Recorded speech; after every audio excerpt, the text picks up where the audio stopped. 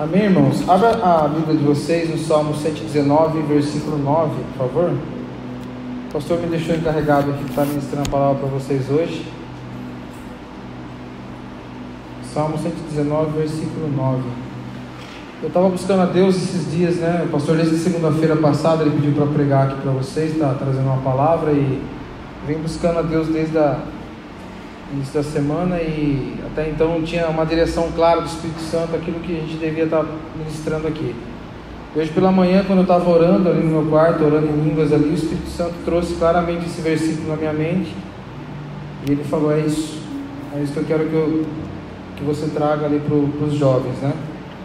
Então é uma palavra simples, uma palavra que não é nada do que você já não conhece, que você não saiba, mas talvez o Espírito Santo quer trazer à memória algumas coisas e quer fazer você repensar algumas coisas a respeito da palavra de Deus.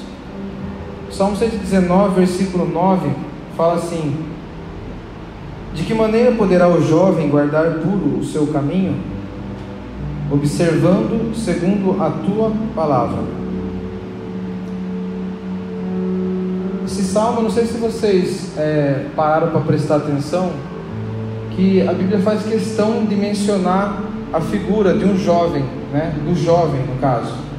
Por que não, né, a todos os homens, ainda que todo mundo, na verdade, deve observar a palavra, né, para conservar o seu caminho puro? Mas por que Deus, né, ele especificamente ele falou aqui aos jovens?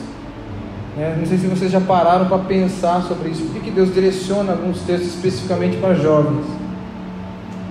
Porque a preocupação de Deus em relação aos jovens existe uma preocupação de Deus em relação ao futuro dos jovens.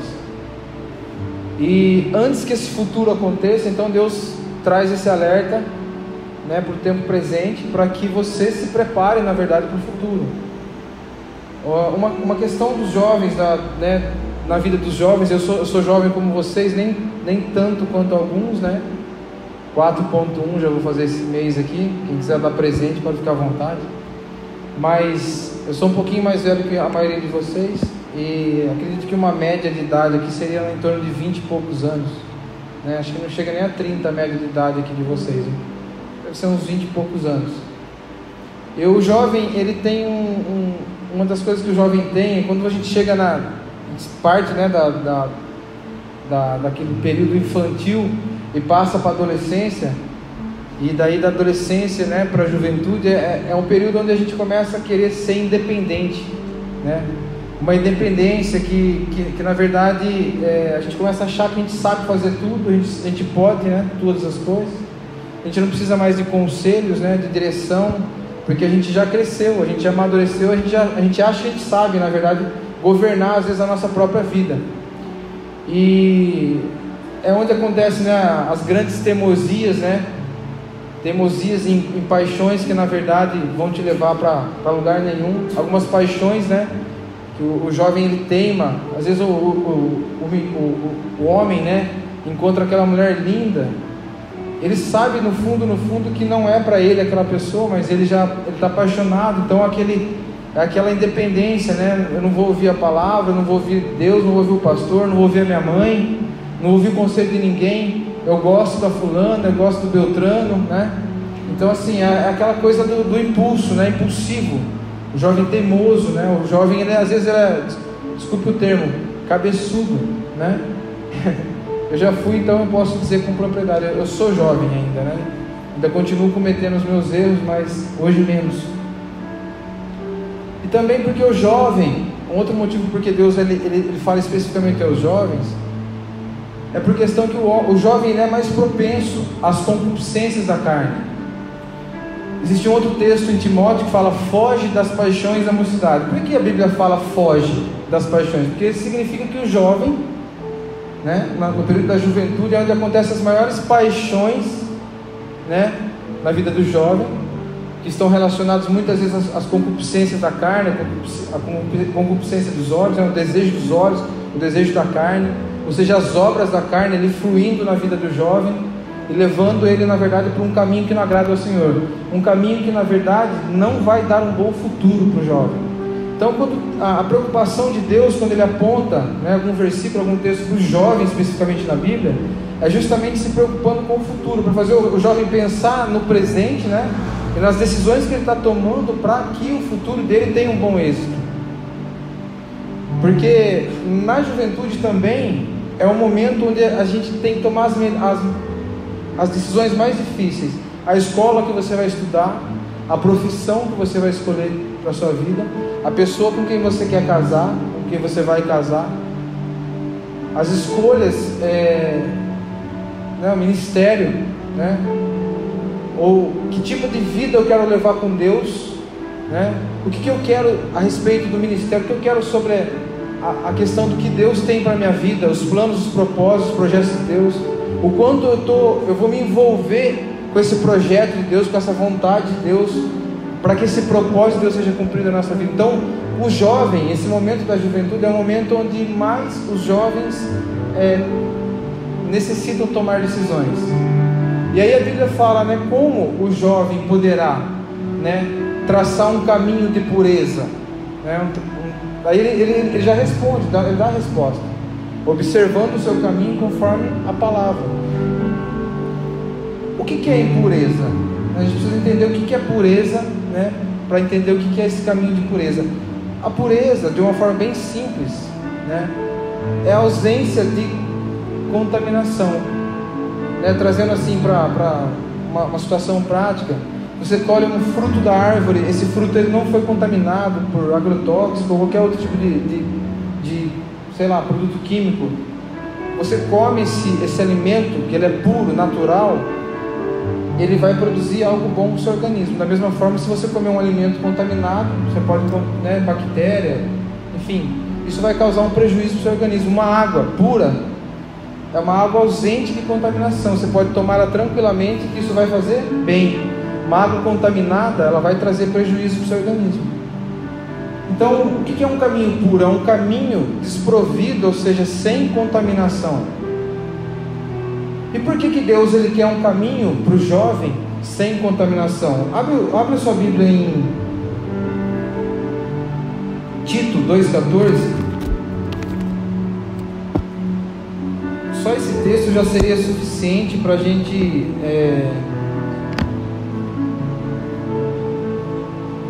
viver uma vida, né, sem contaminação, uma vida pura, uma vida de santidade, né? Tito 2,14.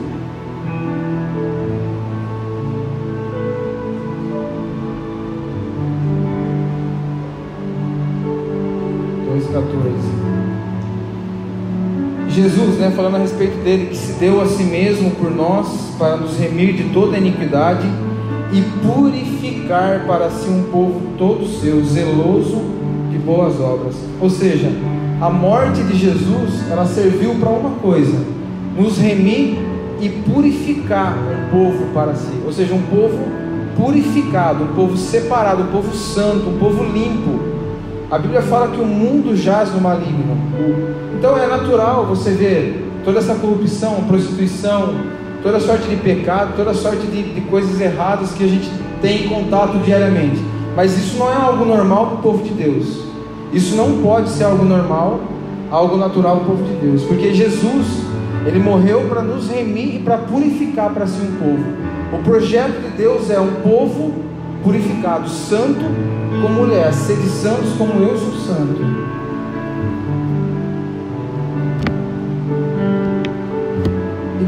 E uma outra questão a respeito de, né, por que Deus quer que nós estejamos um caminho puro? Porque a presença de Deus e a glória de Deus, ela não vai habitar numa casa contaminada. Da mesma forma que eu e você não entraria no rio Tietê para nadar no meio daquela contaminação, daquela poluição, daquela sujeira.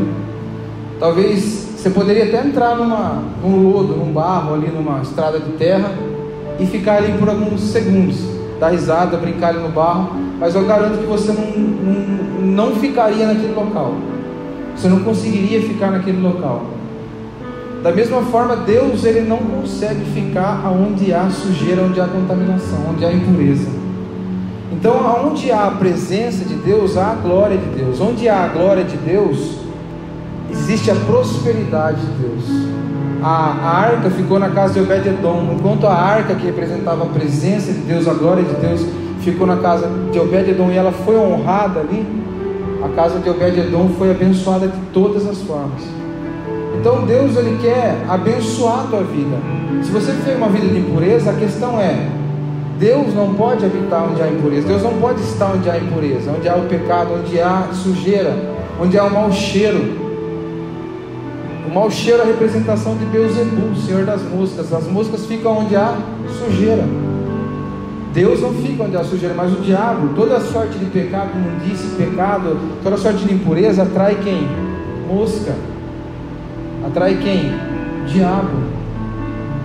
Então, se nós como cristãos, né, que fomos chamados para viver uma vida de pureza, não nos alinharmos em relação à palavra, ou seja, não observar os nossos caminhos segundo a palavra, jamais a gente vai conseguir viver uma vida de pureza, e jamais a nossa vida vai prosperar.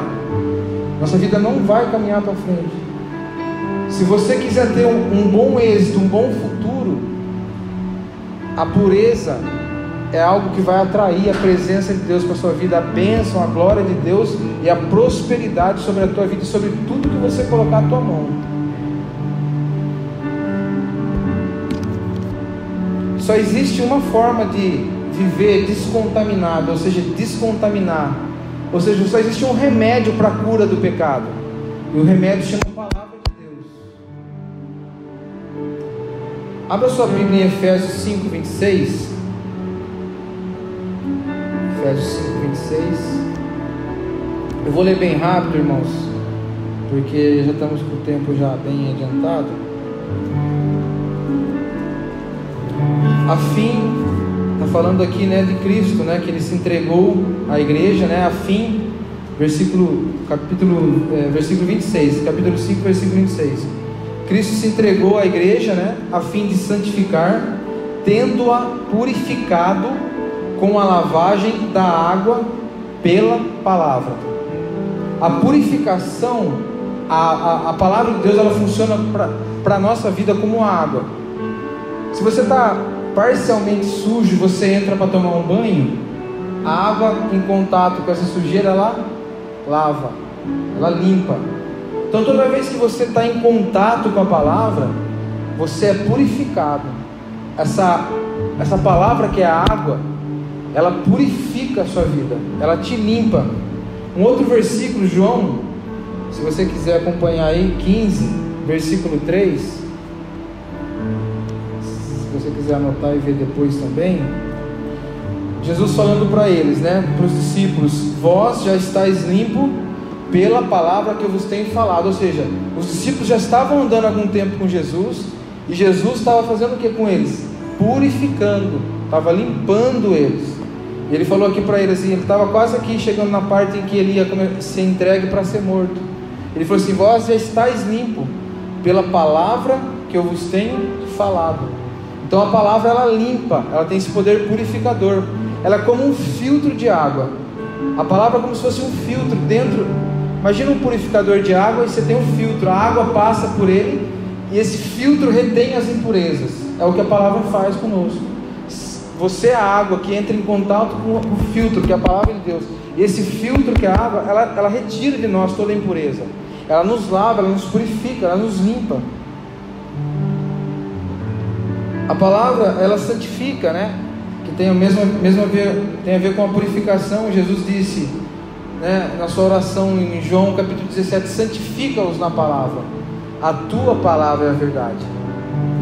Esse processo, quando Jesus fez essa oração, ele falou assim: ó, eu oro não somente por vocês, meus discípulos estão aqui, mas por aqueles que vierem a crer. Ele estava orando a respeito de nós hoje. Esse processo de santificação, ele continua ocorrendo na vida de todo cristão hoje. E essa oração de Jesus, ele alcança a nossa vida hoje, que ele estava falando a respeito de nós também. A palavra nos livra de pecar. Salmo 119, versículo 1: guardei a tua palavra em meu coração para não pecar contra ti. Todo pecado começa no coração. Aonde você deve guardar a palavra? No coração.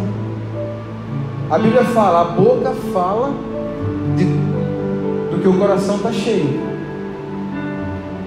Jesus falou assim, ó: não é o que entra pela boca que contamina o homem, mas o que sai dela. Por quê?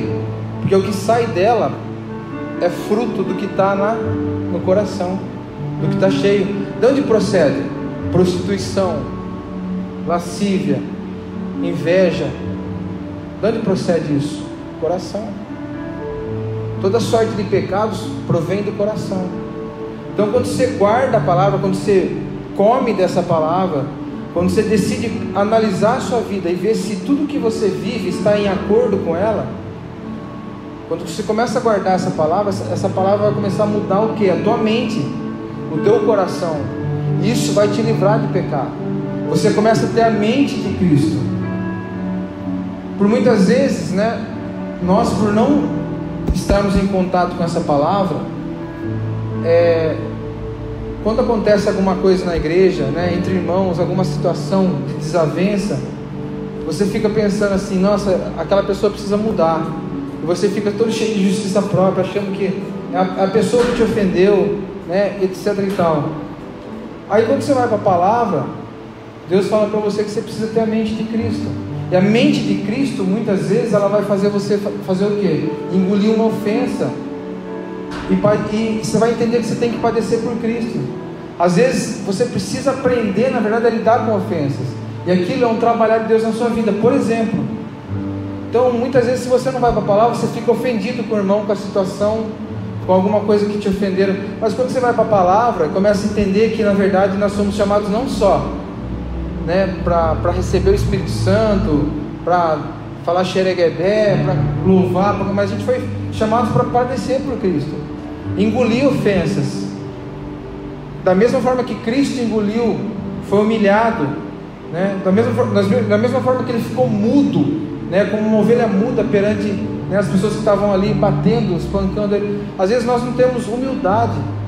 A falta de humildade por questão do quê? Porque a gente não está em contato com a palavra. Essa palavra não purificou nós em relação à humildade, não gerou em nós ainda humildade. Então a gente se ofende, a gente não aceita, a gente tem falta de humildade com relação a pensar, né, em relação ao próximo. A gente acha que a gente é melhor que os outros, ou a gente não tem humildade para reconhecer os nossos erros. Então assim, tudo isso muitas vezes por falta do quê? De estar em contato com a palavra. Não é nada novo para nós. A palavra, ela é uma outra coisa que ela produz em nós, ela traz consciência do pecado. 1 João 1, versículo 9, uma coisa que a gente precisa entender a respeito da consciência do pecado. 1 João 1, versículo 9, fala assim: se confessarmos os nossos pecados, Ele é fiel e justo para nos perdoar os pecados e nos purificar de toda injustiça. Todo perdão de pecado que Deus nos dá, e toda purificação, né, da injustiça, ela acontece mediante uma confissão. Jesus, ele já fez purificação pelos nossos pecados, a Bíblia fala, e se assentou à direita de Deus, a majestade. Só que a condição para que eu e você seja justificado, seja perdoado e receba a purificação de toda a injustiça é a confissão. Como que você vai confessar o pecado seu se você não tem consciência dele? Então, a palavra de Deus, o que ela vai trazer? Consciência do pecado. Quanto mais você medita na palavra, você olha a palavra, você vê a si mesmo, você vê o que está errado em você. É onde você tem a oportunidade de reconhecer o que está errado em você, pedir perdão pelos seus pecados, ser purificado de toda a sua injustiça. Como eu citei no dia que eu preguei aqui sobre Isaías, né, no momento que ele reconheceu o pecado dele, ele viu que ele tinha lábios impuros, ele reconheceu diante de Deus, falou: Senhor, eu tenho lábios impuros. Então Deus pôde tocar, porque houve um reconhecimento daquilo que estava errado na vida dele. Então a palavra, ela vai trazer consciência. Quando a gente se distancia da palavra, A nossa natureza, a gente precisa entender que nós nascemos, na verdade, impuros. Nós nascemos em pecado. A nossa natureza, ela é impura. A gente é que nem uma porca, que você lava ela e volta para o lamaçal. Se você não se purificar diariamente pela palavra, uma hora ou outra você vai cair. Uma hora ou outra você vai ser como uma porca que vai voltar para o lamaçal.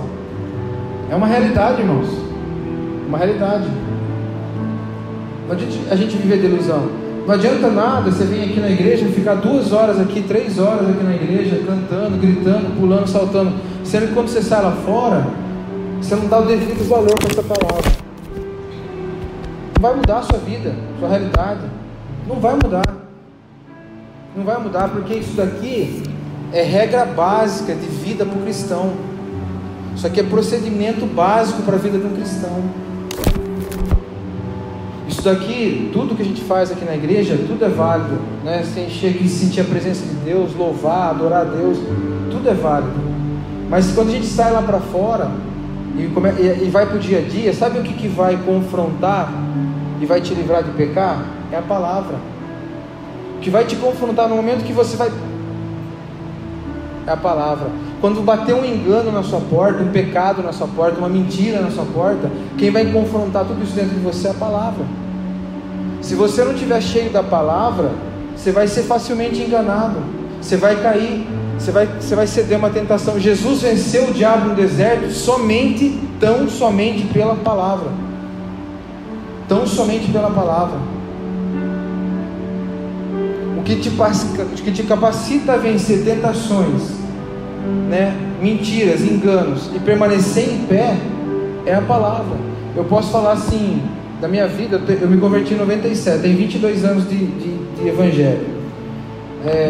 Eu errei muitas vezes na minha vida, mas com certeza acertei muito mais do que errei. E eu posso dizer para vocês que se eu tenho hoje, eu tenho uma família abençoada, uma esposa abençoada, um filho abençoado, tenho uma empresa que Deus colocou na minha mão, se eu tenho uma vida espiritual, uma vida emocional, uma vida física abençoada, se Deus me deu alguns bens materiais, parte disso se deve grande a ter buscado viver todo esse tempo durante esses 22 anos, viver em acordo com a palavra. Eu não posso dizer para vocês ser de meus imitadores como eu sou de Cristo, que eu não sou Paulo, mas uma coisa, né, eu sempre busquei acertar, viver de acordo com a palavra, apesar de ter errado por muitas vezes, apesar de continuar errando ainda, mas eu posso dizer para vocês assim, que eu acertei muito mais do que errei. E assim, tudo são sementes. Hoje o que eu colho, né, na minha vida espiritual, na minha vida, enfim, todas as áreas da minha vida, é fruto do que foi semeado lá atrás. Vocês são jovens, alguns de vocês já estão há algum tempo no Evangelho, alguns de vocês têm semeado, né, na sua vida espiritual, alguns de vocês faz pouco tempo que estão no Evangelho, mas o que vocês precisam fazer hoje é semear na vida espiritual de vocês, para que lá na frente vocês possam colher toda a sorte de bênçãos que Deus tem. A vida abundante de Deus que Ele tem já foi liberada em Cristo Jesus, mas viver essa vida abundante depende do que? De você ouvir a palavra e obedecer. A Bíblia fala assim, vocês são filhos do diabo, vocês que querem satisfazer os seus desejos, né? Vós sois os diabos que proferem mentira e querem satisfazer os seus desejos, porque ele é pai da mentira. O teu pai é aquele que você faz a vontade dele. Se você faz a vontade do diabo, ele é teu pai. Se você faz a vontade de Deus, ele é teu pai. Aquele que me ama não é aquele que fala eu te amo, que canta eu te amo. Aquele que me ama é aquele que me obedece, aquele que anda de acordo com essa palavra. Jesus falou. Sabe quem que é minha família, meu pai, minha mãe, meu irmão? Jesus falou, é aquele que faz a vontade do meu pai. Ou seja, sabe quem que é da família celestial? Jesus estava falando, sabe quem que é da minha família? Meu pai, meu irmão, minha mãe? Jesus falou assim, aquele que ouve e cumpre, né? Ou seja, aquele que faz a vontade do meu pai. A palavra, ela quando ela traz essa purificação, que eu falei para vocês na mente, ela conserta a tua boca, conserta a nossa boca, porque se a boca fala daquilo que o coração está cheio, se você tem problema de maledicência, né, de amaldiçoar as pessoas, de jogar irmãos um com o outro, contra o outro, fofocar, né, falar palavra torpe, palavra sem valor, palavras sensuais, se você tem costume de manipular, né, com as suas palavras, mentir, tudo isso vai ser curado. Tudo isso é curado quando a tua mente é curada. Quando Deus cura o teu coração, quando Deus purifica o teu coração, a tua boca automaticamente ela é purificada. Você quer saber se uma pessoa é cheia da palavra de Deus, ela se alimenta, ela come da palavra de Deus? Você vai perceber pela boca dela. Ela vai ter desejo, prazer de falar das coisas de Deus, da palavra de Deus. Você quer saber se uma pessoa é carnal? A boca dela vai estar liberando isso. Ela não consegue, talvez aqui dentro ela consegue até disfarçar, mas lá fora não. Quer saber se uma pessoa ela tem malícia, né? Ela tem sensualidade, se ela tem uma propensão para prostituição, pornografia, a boca dela vai expressar, porque a boca fala que o coração está cheio. A falta de temor e a falta de humildade que eu falei para vocês, o temor ele gera em nós, ele produz em nós proteção, ele dá clareza e direção, riquezas, honra e vida, conforme Provérbios, e ele prepara o seu coração para receber respostas. Não tem como ter temor de Deus se não tiver em contato com a palavra dele. Por que não tememos a Deus? Por que não respeitamos a Deus? Por que vivemos, muitas vezes, como eu falei, de forma independente? Tomamos decisões erradas, decisões independentes em desacordo com a palavra de Deus, por não estar em contato com a palavra. Salmo 1, versículo 1 fala: bem-aventurado o homem que não anda segundo o conselho dos ímpios, não se detém no caminho dos pecadores, não se assenta na roda dos escarnecedores. Antes, o seu prazer está na lei do Senhor, e nela medita de dia e de noite. Se você meditar na lei de dia e de noite, você não vai estar sentado na roda dos escarnecedores, você não vai estar comendo com os pecadores, você não vai estar andando segundo o conselho dos ímpios. Uma pessoa que anda segundo o conselho dos ímpios é porque ela não ouve o conselho da palavra de Deus. É simples.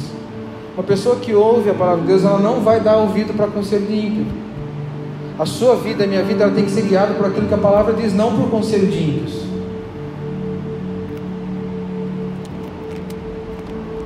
Aí você vai falar assim para mim, como eu ouço às vezes: mas eu preciso estar no meio deles para pregar o evangelho. Sim, você precisa. Você vai ter muita oportunidade na sua vida para pregar o evangelho. Você tem a oportunidade de pregar o evangelho com a sua vida, até mesmo demonstrando, né, com suas atitudes diárias no trabalho, na escola, na faculdade, para o vizinho, para famílias, familiares. A gente tem, na verdade, muitas oportunidades de demonstrar que nós somos cristãos. Mas quando você começa a se assentar, quando você começa a andar segundo o conselho, significa que você está bem distante da palavra de Deus.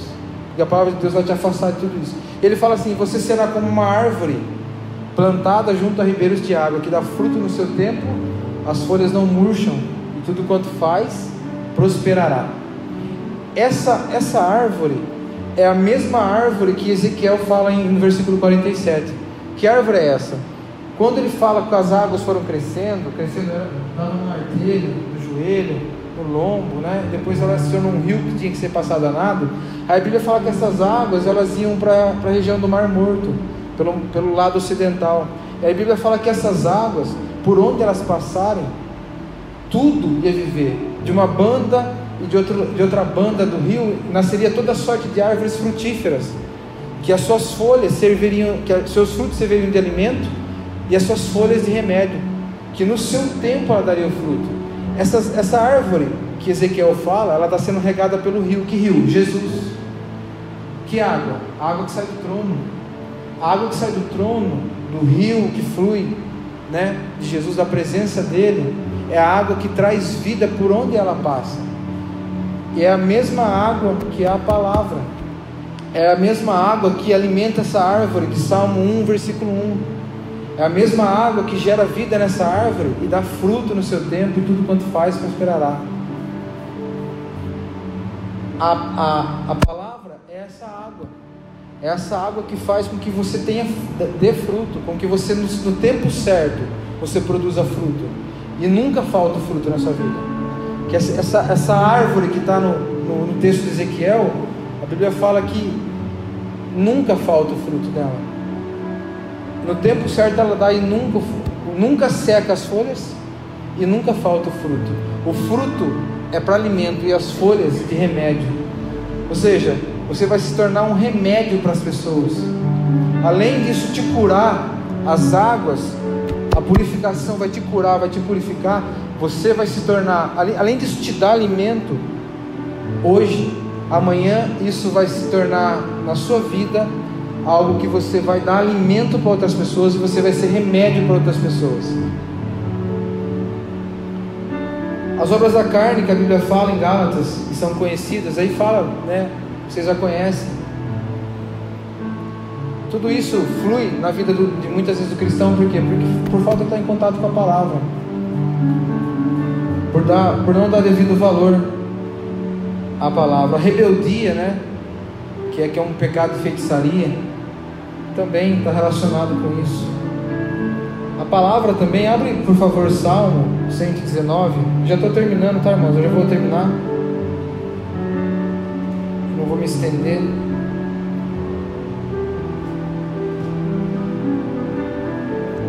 Salmo 119, versículo 98. Salmo 119, 98 e 99. Salmo bem curtinho esse aí, né? 176 versículos só. Para sempre, ó Senhor, a tua palavra está firmada nos céus. Opa.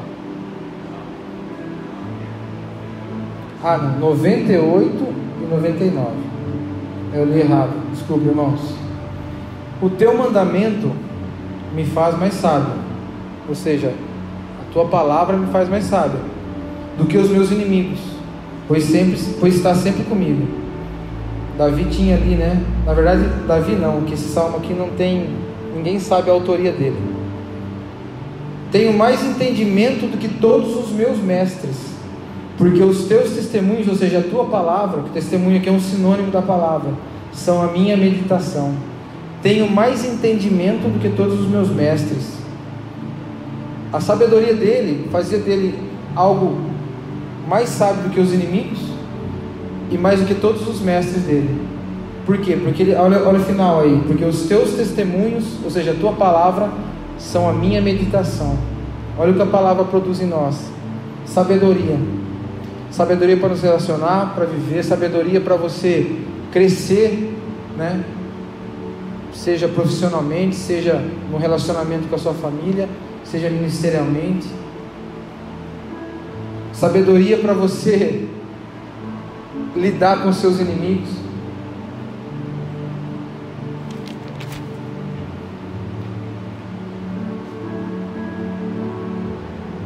Enfim, irmãos, lâmpada para os meus pés é a tua palavra e luz para os meus caminhos.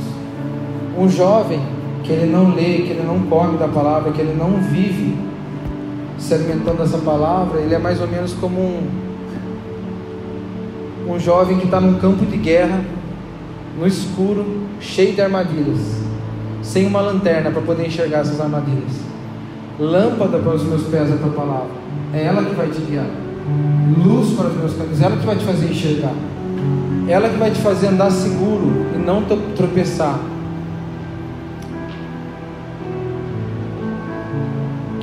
Somente as escolhas que estão em acordo com a palavra de Deus são as escolhas que vão trazer bênção para a sua vida. Não tem como escapar disso, irmãos.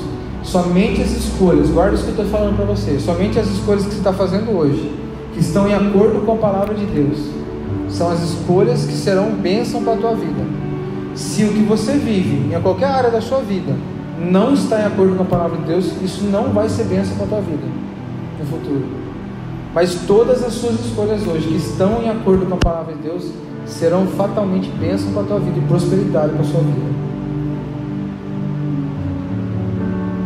Muitos de nós, talvez a gente está perdendo algumas bênçãos na nossa vida, porque existem áreas que precisam ser purificadas, porque o nosso caminho, ainda alguns caminhos nossos não são caminhos de santidade, não são caminhos de purificação, não são caminhos que têm agradado ao Senhor, e parte disso se deve à falta do contato com a palavra. Como eu falei para vocês, isso não é nada diferente, não é algo novo, mas é o que Deus mandou trazer para vocês. Nós precisamos ser praticantes dessa palavra. Daniel vai casar com a Thalita agora, né? Recentemente. O casamento dele tem que estar em acordo com a palavra. O relacionamento dele com ela tem que estar em acordo com a palavra. As suas relações fora da igreja, elas têm que estar em acordo com a palavra. O que você faz, o que você fala, né? Tudo tem que estar em acordo com a palavra. Todas as áreas da sua vida tem que estar em acordo com a palavra. Se você é empresário, tem que estar em acordo com a palavra. Se você é funcionário, o que a palavra diz a respeito do funcionário? Se você é empresário, o que a palavra diz a respeito do empresário, de quem exerce liderança sobre outros? Se você tem uma autoridade eclesiástica aqui, um pastor, o que a Bíblia fala sobre como nós devemos nos portar diante de uma autoridade eclesiástica? O que a Bíblia fala a respeito do casamento, do divórcio, do novo casamento? São questões que a gente tem que pensar, irmãos. O casamento, por exemplo, você já viu a seriedade que é o casamento perante a palavra de Deus? Você viu as consequências que existem em relação ao divórcio? Se um dia você se divorciar, você viu as condições que a Bíblia aceita o divórcio? Você viu o que Deus pensa a respeito do divórcio? Ou do novo casamento? São questões que a gente tem que pensar. Para os que estão solteiros, para os que se divorciaram, para os que pretendem casar, para os que estão noivos, para os que pretendem namorar. A Bíblia fala: não vos ponhais em julgo desigual com os incrédulos. Que comunhão pode haver entre o crente e o incrédulo? Será que o namoro que você está querendo, a pessoa que você está se engraçando, ela tem um jugo igual? Ela pensa, ela tem a mesma fé, é o mesmo Deus? Porque se isso não estiver em acordo com a palavra, irmãos, pula fora, sai fora. Isso não vai ser bênção na tua vida. Tudo que te afasta de Deus não é de Deus para a sua vida. É claro isso. Não precisa nem ser um profeta para vir e falar assim: diz o Senhor, tem uma revelação. Tudo que está te afastando da presença de Deus, tudo que está te fazendo viver fora do que está escrito aqui, isso não vem de Deus, isso não provém de Deus. Não precisa nem ter uma revelação. Está aqui, ó, a verdade expressa de Deus para a nossa vida está aqui, está declarada aqui, ó. A verdade expressa do que Deus espera da nossa vida está declarada aqui. Ele não precisa vir com revelação. Deus fala comigo, eu preciso. Está aqui, ó. Busca aqui, ó. Deus pode usar um pastor, um profeta, alguém para trazer uma palavra de revelação, mas aqui, ó. Se você comer isso aqui vai falar com você. Pode ter certeza disso. As maiores revelações que eu tive da palavra de Deus não foi assim diz o Senhor através de profetas, ainda que tive muitas pessoas que falaram coisas a respeito da minha vida. As palavras mais profundas que marcaram a minha vida, e assim, que são referencial para mim hoje, que me dão base para continuar, ainda que eu possa viver um deserto, é o que Deus disse para mim aqui no momento de meditação, que eu estava sós com Ele. Isso daqui é o que me fez chegar até aqui hoje. Posso dizer para você, é uma das coisas fundamentais que não me fez cair, não me fez parar, não me fez me perder no meio do caminho, do processo. Deus, irmãos, Ele deseja nos dar um bom futuro. Eu é que sei que plano tem a vosso respeito, um plano de paz e não de mal. Deus quer dar um futuro excelente, é uma vida abundante. Jesus, nessa oração de capítulo 17, Ele fala assim, na oração sacerdotal: para que eles tenham o gozo completo, para que eles tenham o gozo completo. O reino de Deus é paz, justiça e alegria no Espírito Santo. Você andar em acordo com essa palavra vai trazer paz no seu futuro. Você vai viver no caminho da justiça. Você vai viver com alegria no Espírito Santo. Ainda que tribulações, angústias, perseguições, fome, nudez, qualquer coisa, perigo, espada, poderes, altura, profundidade, qualquer coisa que possa vir sobre a tua vida, ainda que possa se levantar qualquer provação na sua vida, se você estiver comendo essa palavra vai te guiar, essa palavra vai te sustentar, essa palavra vai te dar clareza, essa palavra vai te fazer andar, enxergar no escuro, vai ser lâmpada para os seus pés. Essa palavra vai trazer prosperidade para o seu futuro. Prosperidade. Tem pessoas que falam assim: eu quero ser próspero. Vê alguém próspero na igreja e vê a vida da pessoa e fala assim: eu queria, por que Deus faz na vida dele e não faz na minha? Por que Deus fez na vida da fulana, do Beltrano? Vai ver a vida que ele leva com Deus, irmão. Depois você vai perguntar para Deus por que Deus faz e por que Ele não faz. Porque a palavra de Deus, ela é infalível. Ela é infalível. A Bíblia fala que se você meditar nessa palavra dia e noite, tudo que você fizer prosperará. Tudo que você fizer prosperará. Não sou eu que estou dizendo, é a palavra. Aí você fala assim: por que tudo que eu faço não prospera? Por que as coisas estão andando? Procura dar uma olhada, verificada se não tem alguma coisa na sua vida que está em desacordo com essa palavra, porque isso pode ser a causa. Amém, irmãos? Essa é a palavra que eu tinha para vocês. Que vocês entendam que essa palavra não é uma palavra de condenação, ainda que você tenha áreas da sua vida que precisa ser purificada, como eu tenho. Isso é uma palavra, na verdade, para que você, se existe alguma área da sua vida que precisa ser alinhada com ela, que você alinhe para que você seja abençoado. Porque o desejo de Deus é te abençoar. O desejo de Deus é que você tenha o melhor futuro possível. Amém? Eu quero orar por vocês. Pai, eu te louvo por essa palavra. Obrigado por essa palavra. Tu és a própria palavra, Jesus. O verbo que se fez carne habitou entre nós. O Senhor habita dentro de nós. Obrigado pelo Teu Espírito.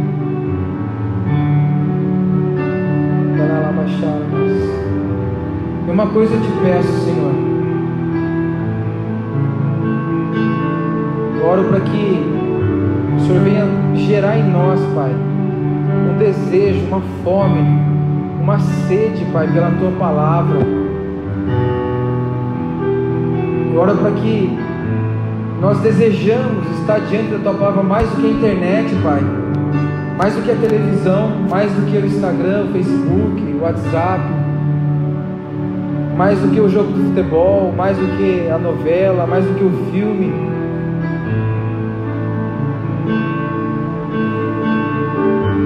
Que o Senhor gere em nós, Pai, esse anseio por Te conhecer mais através da Tua palavra.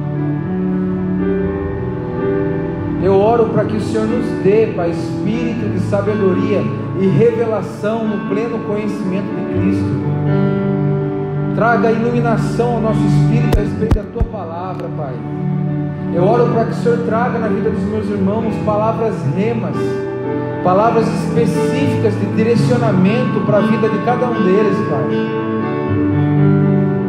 Senhor, traz essa consciência em nós, Pai, de que nós não vamos ter uma vida purificada, um caminho purificado conforme a Tua palavra, somente através de observar a nossa vida de acordo com a Sua Traz essa consciência em nós.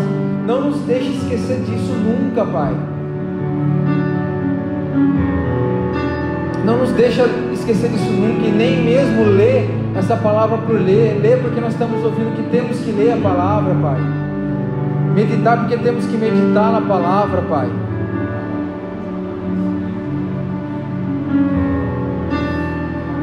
Nós queremos comer a Tua palavra, Pai. Eu quero comer a Tua palavra. Eu quero me saciar da Tua palavra.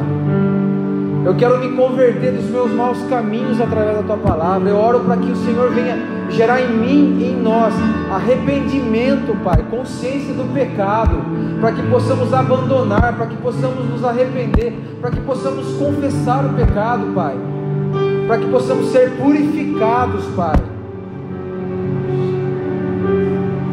O mundo, Pai, precisa ver em nós a santidade do Senhor, Pai. O mundo precisa ver em nós esse rio de vida fluindo através de nós. E eu sei, Pai, que esse rio não virá, esse rio não fluirá se houver sujeira, se houver imundícia em nós, Pai, se houver áreas que estão sujas, Pai, que precisam ser purificadas, Pai. Eu sei, Pai, que nós estamos vivendo um processo, Pai, mas eu oro para que o Senhor acelere em nós esse processo, que o Teu fogo venha consumir tudo que é palha, feno e madeira, que o Teu rio venha purificar, que o Senhor venha nos dar, através da Tua palavra, alimento sólido, para que possamos crescer e amadurecer, Pai, para deixar as coisas de menino, Pai, para deixar toda imaturidade, para que possamos desfrutar da nossa herança em Cristo, Pai.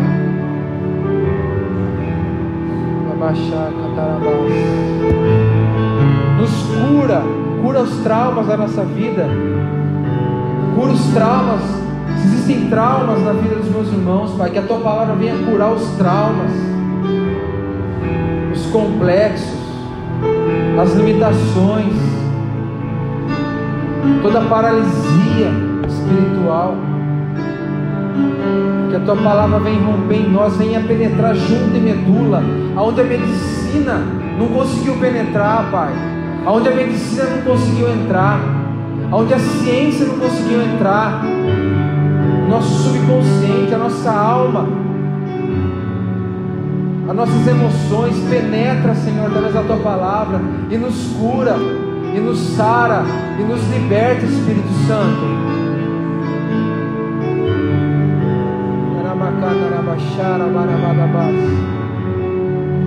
Tudo aquilo que tem se levantado contra as nossas vidas, para roubar essa palavra de nós, toda obra do maligno está destruída agora, em nome de Jesus. No mundo espiritual, seja destruído pelo Teu fogo, Espírito Santo. Fogo consumidor, destrói todos os nossos inimigos no mundo espiritual. Tudo que tem se levantado contra essa palavra, tudo que tem tentado trazer engano, mentira na vida dos meus irmãos, Pai. Espírito Santo, nos conduz a toda essa verdade, nos guia a toda a verdade, nos guia a toda a verdade.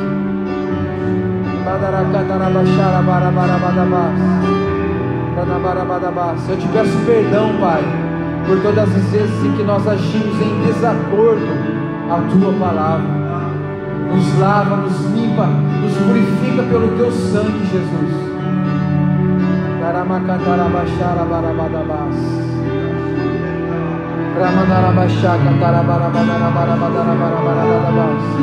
Nós vamos viver, Pai, o melhor nessa terra.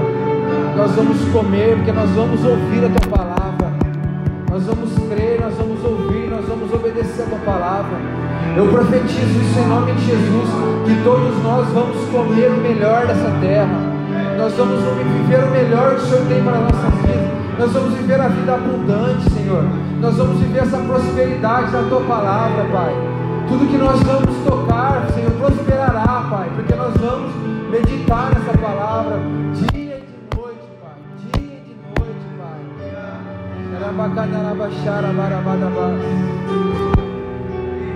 É isso que eu creio, Pai. É isso que eu te peço. É isso que eu profetizo, Pai. Te dou graças, Pai. Te dou graças pela vida de cada um que está aqui. Eu oro para que ainda, Pai, para que a terra, que é o coração deles, seja uma terra fértil. E que essa palavra não seja sufocada, não seja roubada, não seja tirada, mas que essa palavra produza fruto na vida dos meus irmãos e na minha vida. Em nome de Jesus, Pai, eu te louvo e te agradeço. Amém. Irmãos, só para despedir vocês, queria, só por curiosidade, a respeito da excelência da palavra de Deus, que vocês, por curiosidade, essa semana, pegassem o Salmo 119 para ler. O Salmo 119 é o salmo mais longo da Bíblia. O salmo tem 176 versículos. E a estrutura desse salmo ela é muito interessante, e ela não está à toa na Bíblia. Esse salmo ele é composto de 22 estrofes de 8 versículos cada. O alfabeto hebraico ele tem 22 letras. Começa com Aleph, Bet, Gimel, Dalet, Ri, né? E assim vai, até chegar em Tal, sei lá, Tal, que a letra, seria a última letra do alfabeto hebraico. E o Salmo 119, eles são 22 estrofes com 8 versículos cada, por isso que dá 176 versículos. 8 vezes 22 dá 176. A cada 8 versículos desse Salmo, no original hebraico, ele começa com a letra do alfabeto hebraico. Então, o Salmo do versículo 119, do versículo 1 a 8, todos os versículos começam com a letra A, que seria o Aleph no hebraico. E assim, do 9 ao 16, começa com a segunda letra do alfabeto hebraico e vai até o final. E em todos os versículos desse salmo, com exceção de 2 versículos, você vai encontrar sinônimos referente à palavra de Deus, que é, você vai encontrar ou a palavra testemunho, lei, preceitos, estatutos, mandamentos, juízos, palavra e ordenanças. São todos sinônimos. Você vai encontrar nesses 176 versículos, se eu não me engano 174, só tem 2 versículos que você não vai encontrar essa palavra. Esse salmo, ele fala da excelência da palavra de Deus, tudo que ela é, tudo que ela produz, tudo que ela gera em nós. Então assim, é um salmo longo, mas só por curiosidade para vocês, todos os versículos praticamente falam sobre, contém a palavra ou algum sinônimo dela, que é isso que eu falei, lei, testemunho, preceitos, mandamentos. Por curiosidade, pega esse salmo para você meditar nessa semana. Depois, se alguém quiser ver, eu estou aqui com as letras do alfabeto. A lei no hebraico significa Torá, testemunhos, edut, preceitos, piku, estatutos, shuká, mandamentos, mitzvah, juízo, mitzvah, palavra, deber, ordenanças, mimei. São palavras originais hebraicas. Você vai encontrar todas essas palavras nos Salmos, e todos eles, por curiosidade, eles começam, cada 8 versículos começam com uma letra do alfabeto hebraico. É incrível esse salmo, só por curiosidade. Amém? Deus abençoe.